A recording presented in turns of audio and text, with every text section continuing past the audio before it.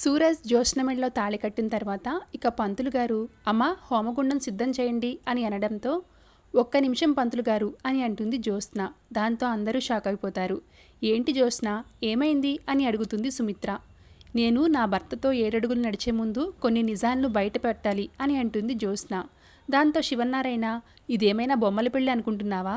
పెళ్లితంతు మధ్యలో ఆపి నిజాలు చెప్పాలని అంటున్నావేంటి? నువ్వు ఏది చెప్పాలన్నా పెళ్లి తర్వాతే అని అంటాడు శివన్నారాయణ. లేదు తాత, ఈ నిజం ఇప్పుడే చెప్పాలి.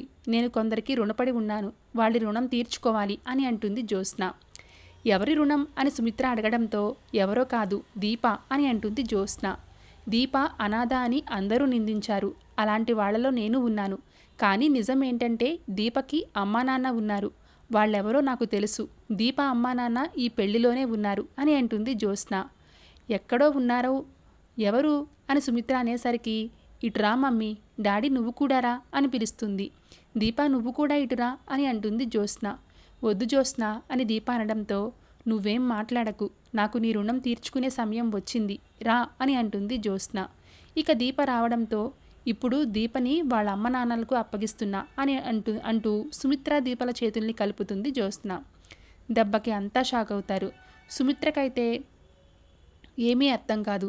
ఏంటి మమ్మీ అలా చూస్తున్నావు? ఇప్పుడు దీప వాళ్ళ అమ్మా నాన్న తన ముందే ఉన్నారు. తన చెయ్యి మీ చేతుల్లోనే ఉంది. మీరే దీప వాళ్ళ అమ్మా నాన్న. దీపే నీ కన్న కూతురు అని నిజం చెప్పేస్తుంది జ్యోత్స్న.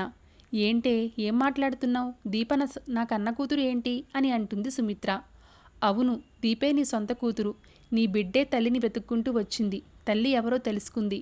అప్పటికే తన స్థానంలో మరొకరు ఉండడం చూసి నేనే మీ కూతుర్ని అని చెప్పకుండా ఆగిపోయింది. కానీ కన్నప్రేమని మాత్రం చంపుకోలేదు. నిన్ను క్యాన్సర్ నుంచి కాపాడింది కూడా దీపనే. గర్భవతిగా ఉన్న నువ్వు రిస్క్ చేయకూడదని డాక్టర్లు చెప్పినా కూడా నా కడుపులో బిడ్డకు ఏమైనా పర్లేదు, నా కన్నతల్లిని నేను కాపాడుకోలేకపోతే బిడ్డగా నేను చచ్చిపోయినట్టే అని ప్రాణత్యాగానికి కూడా సిద్ధమైంది. దీప తనని గుర్తించని అమ్మా నాన్నల కోసం కడుపులో బిడ్డను వదులుకోవడానికి సిద్ధమైంది. ఇలాంటి కూతురు పురాణాల్లోనో పుస్తకాల్లోనే ఉంటుంది. ఇంత త్యాగం చేసి కూడా మౌనంగా ఉండిపోయింది. కన్నతల్లి కళ్ళ ముందే ఉన్న అనాథగానే మిగిలిపోయింది. నేను ఈ నిజం చెప్పకపోతే తను ఎప్పటికీ అలాగే ఉండిపోతుంది. అందుకే ఈ నిజాన్ని ఇంకా దాచడం మంచిది కాదనే బయట పెడుతున్నా. దీప నీ కూతురు, నీ రక్తం పంచుకుని పుట్టిన కూతురు అని అంటుంది జ్యోత్స్న. దాంతో సుమిత్ర, ఏంటి దీప నా కూతురా అని అంటుంది. ఇంతలో దశరథ్, అవును సుమిత్ర, జ్యోత్స్న చెప్పింది నిజం. దీపే మన సొంత బిడ్డ. ఇన్ని రోజులు ఈ నిజం తెలిసినా కూడా చెప్పలేకపోయాను. దీప అనాథ కాదు, ఈ దశరథ్ సుమిత్రాల కూతురు, శివన్నారాయణ మనవరాలు, నా అసలైన వారసురాలు అని అంటాడు. దాంతో సుమిత్ర దీపను దగ్గరకు తీసుకుని ముద్దాడుతూ నువ్వు నా కూతురువా అంటూ కన్నీళ్లు పెట్టుకుంటుంది. ఇక జ్యోత్స్న, దీప నేను నీకు ఎంతో రుణపడ్డా. ఇప్పుడు నిజం చెప్పి కాస్త రుణం తీర్చుకున్నా. ఇప్పుడు నువ్వు మీ అమ్మని అమ్మ అని ధైర్యంగా పిలవచ్చు. పిలువు దీప అంటుంది. దాంతో దీప మనస్ఫూర్తిగా అమ్మ అని పిలుస్తుంది.